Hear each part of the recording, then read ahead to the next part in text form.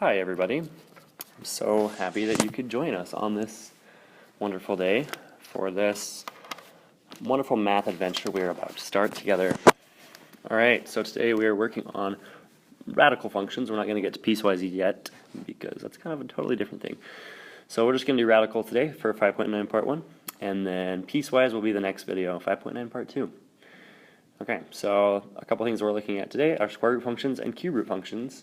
And those go with this standard FIF4, talking about graphs and whatnot. Okay, so this says a landscaper is planning to build a square yard, keyword is square here, with a wall on one side. The size of the yard will determine the project's cost. Graph the length of the wall as a function of the area of the yard. What is an equation for the graph? Explain your reasoning. Okay. So we've got this square yard here. What's even green? That's nice. Okay, we know that squares are all the same size of sides. So I'm just going to call, we're looking at length, so we'll just say L here. But since it's a square, all of these are going to be the same. So if you remember, to find the area of a square or a rectangle, you just do length times width, or in this case, length times length, which, since it's the same variable, is just going to be L squared. And it says graph the wall, the length. Okay, so if we want to graph this, A equals L squared, we can just make a table of values to start off. So if we do like, let me erase this guy here. If we start off with our length and our area as a table, so we can start at 0, because negatives don't really make sense. I guess 0 wouldn't really make sense either, but it's alright. Okay, so if I do 0, my area is going to be 0 squared, which is 0. If I do 1, it's going to be 1 times 1, which is 1. 2 squared is 4. If each side is 3, my area will be 3 squared, which is 9. 4 squared, which is 16, and so on. So now I can actually graph it on a coordinate plane. So in this case, I'm just worried about my first quadrant because I know everything's going to be positive. So let's go 1, 2, 3, 4, 5, 6, 7, 8, 9, 10, 11, 12, 13, 14, 15, 16. And 1, 2, 3, whoa, 4. Okay. Okay, so obviously we're going to do red and green. So we're going to start at 0, 0. This is going to be our length because that's our independent variable. Area is our dependent because area depends on the length. 0, 0 is our first point here. At 1, we're at 1, 1, 1. 2 is at 4, so right about there. 3 is at 9, so 1, 2, 3, 4, 5, 6, 7, 8, 9. Clear up here. Ish. And then 4 is up to 16 here. So you can see this function right here is not linear, it's more curved. And that would be the function, the graph of the function of area compared to length. So that is an example of it's not actually exponential either. So it's not linear, it's not exponential. It's actually what we call quadratic. Okay, so it looks something like this, except it's just actually inverted, and I might have done it backwards on accident. This is a square root function, so it's like when you have y equals the square root of x. It's exactly opposite of what we just did before, the y equals x squared. Okay, that's essentially what we had in the solve it problem. So y equals square root of x is just the opposite of that, so instead of going up like this, it's doing the opposite and going out more. So it's actually reflected. Okay. So square root function is a function containing a square root with the independent variable in the radicand. The radicand is that square root. It's inside the square root, or the radical. Okay, y equals square root of x is the parent function, so if you plug in x's, usually you want to plug in perfect squares so it's easy to graph. So you plug in 0, square root of 0 is 0, square root of 1 is 1, square root of 2 is not a perfect square, so that's about 1.4-ish. Square root of 4 is 2, square root of 9 is 3, you can keep going, 16, 25, and so on. The domain and range of a parent function are all non-negative real numbers. The reason is because if you start plugging in negatives, like negative 1, negative 1, y equals the square root of negative 1, well, can't square root of negative, so there's actually no negatives that will work here. So the domain is actually going to be 0 to infinity, because 0 is the smallest number you can get to. And the ranges are going to be the same thing, because it continues to go up, but it starts at 0. Okay, the x and the y intercepts of the square root function are both 0, so it starts at the origin, and it's increasing. Okay, so if we look at this one, if you recall the absolute value functions that we did earlier in the last chapter, if I had like y equals absolute value of x plus 3, okay, that was a horizontal shift and it was shifting to the left. Okay, if it's inside the brackets, it's a horizontal shift. If I add like a 5 out here, that means I'm shifting up 5. So that one's going up 5, that one's going left 3. Okay, if I do something like this, x minus 1, minus 6, this one's shifting right 1 and down 6.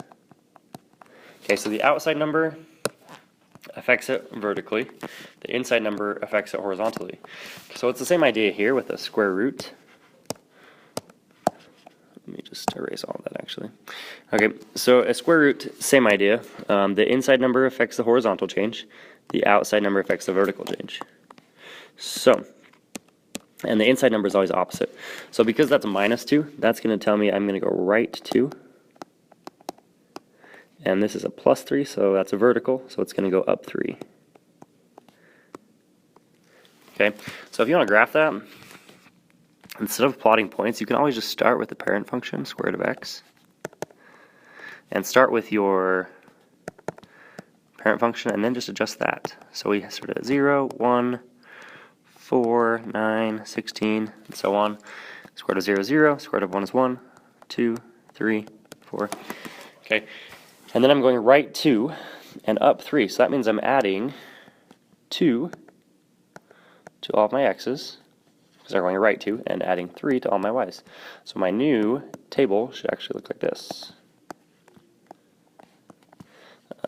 2, I'm adding 2 to all of these, so 2, 3, 6, 11, 18.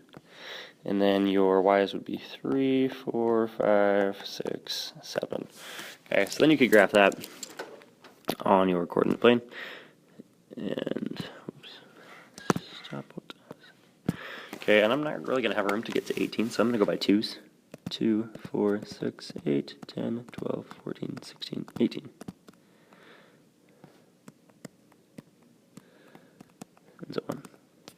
Okay, and these ones I can just go up by ones. 1, 2, 3, 4, 5, 6, 7. Okay, so graphing this in green, 2, 3, over 2, up 3, starts right there. 3, 4, so right there about. 6, 5, and then 11, 6, and 18, 7. So it looks like this. And the key point here is that the arrow does extend to the right, but it does not keep going down like this. Okay, and that's because of what the domain is. The domain shifted instead of, so it usually starts at 0, 0, but because we shifted, it's actually starting at this point right here of 2, 3. So your domain and range also shift. So your domain, you're looking at the x's, well, the x's are starting at 2, and then going this way forever. So your domain is actually going to be 2 to infinity here, and your range is actually starting right here at 3, and it's going to infinity. So your domain and range also change, but either way they go to infinity. Okay, so go ahead and try this one. Oh, it asked for domain and range. I thought that was extra. Okay, so go ahead and try this one. Figure out what you're shifting horizontally and vertically, and then graph it and find the domain. Okay, you can go ahead and pause this in 3, 2, 1, pause. Okay, so this one is shifting left 4 and down 2. So I made my original parent function table here, and then I adjusted it for my shift in this table right here, the green one, and then I graphed it. So it looks something like this. I do need the negatives in this one because it's moving left and down, so I do need all 4 quadrants there. But you can see that it looks the same. It's always the same shape. And your domain changes as well. And I don't think I specified this in the last one, but your domain starts at -4, and it is a bracket because it actually touches this -4 point. And it actually touches the -2. So both these are going to be brackets, whereas the infinities are in parentheses because it doesn't actually touch infinity. So -4 to infinity, that's the x's, that's your domain. -2 to infinity is your range. So this is your domain, it affects your vertical. This is the range because it affects your horizontal. No, I just said that backwards. Sorry. This one is domain, affects the horizontally. The vertical affects the range. Okay. Okay, then we also have cube root functions, which is a different type of radical. So cube roots, you're looking for a number that multiplies to be something 3 times. So like -2 times -2 times -2. That's a perfect cube. It's going to give us -8. Okay, so the cube root of -8 is going to be -2 because -2 multiplies to itself 3 times to give us -8. Okay, so some perfect cubes are over here. -8, -1, 0, 1, and 8. The cube root of -8 is -2. -1 is -1, 0, 0, 1, 1, and 8, 2. So in this case, you can have negatives because 3 negatives will stay negative. So the domain and range of cube root function are actually all real numbers, like this. Or you can say -infinity to positive infinity. So that's actually more nice than the square root functions because it's always going to be all real numbers. It is increasing throughout the entire domain, so it keeps going up like this. Okay, even though it's not going up very fast, it's still going up. Okay. So if we're graphing this one, we have a 2 right here. So this one is actually it's not a shift because it's not adding or subtracting, it's actually multiplication. So if you remember our original parent function, cube root, you know it's cube root because of the 3 up here, of x, looks like this, the table. We started at -8 because these are all perfect cubes. That's a 1. So cube root of -8 is -2. Cube root of -1 is -1, cube root of 0 is 0, cube root of 1 is 1, and cube root of 8 is 2. So what this is doing is it's saying you're multiplying all of your y's by 2. So what we're doing is we're just taking this and we're multiplying it by 2. Okay, not the x's because you're multiplying this whole thing right here by 2. So it's actually affecting the y's, not the x's. So your new one is actually going to be, if we times 2 by all of these, -4, -2, 0, 2, and 4. Okay, so it's actually not changing the x's at all because it's not shifting anywhere. It's just changing the y's. So then we can graph this by simply plotting the points. So we need to go back to -8, 1, 2, 3, 4, 5, 6, 7, 8. 1, 2, 3, 4, 5, 6, 7, 8. The y's we only need to go up 4 though. 1, 2, 3, 4. 1, 2, 3, 4. Okay, so the first point is going to be at -8, -4. So back 8, down 4, about right here. Okay, next point, -1, -2 is about right here. And we have 0, 0 again, which stayed the same. 1, 2. And +8, +4. So it looks like this. So it looks similar to the first graph that we saw, it's just a little bit more exaggerated. We call this a vertical stretch. It's stretched it vertically, it's made it a little bit taller. Okay, because the original function looked something more like this. Okay, that was before we times it by 2. So this one is just vertically stretched is what we call that. Okay, this one is actually a shift, so you're shifting it vertically. Okay, so try to graph this one and then state the domain and range. So I'll go ahead and pause this in 3, 2, 1, pause. Okay, so this one is just shifting up 2, so I just added 2 to all the y's, and it basically just moved my whole graph up 2. So it looks like this, and you can see it's not as tall as the last one because it's not being stretched. So it just looks like the same thing that we've had in the original parent function, just shifted up 2. And it actually is going to cross this y-axis and go down like this. So there's not an asymptote like an exponential function. I just haven't. It's just very slow. It's not a very slow decrease, so it's not going down very fast. And then your domain and range, again, because it goes forever in the, I should get a different color. It goes forever in the horizontal direction. Always, it's going left and right. It's going to continue going forever in the vertical direction.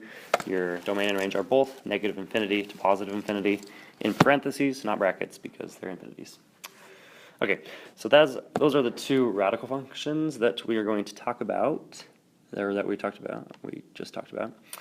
So yeah, you just need to know what way they shift, the domains and ranges, and how to graph them. So next time we'll talk about piecewise functions and continue our last part of chapter 5. All right, thanks for watching. Hope you guys liked it.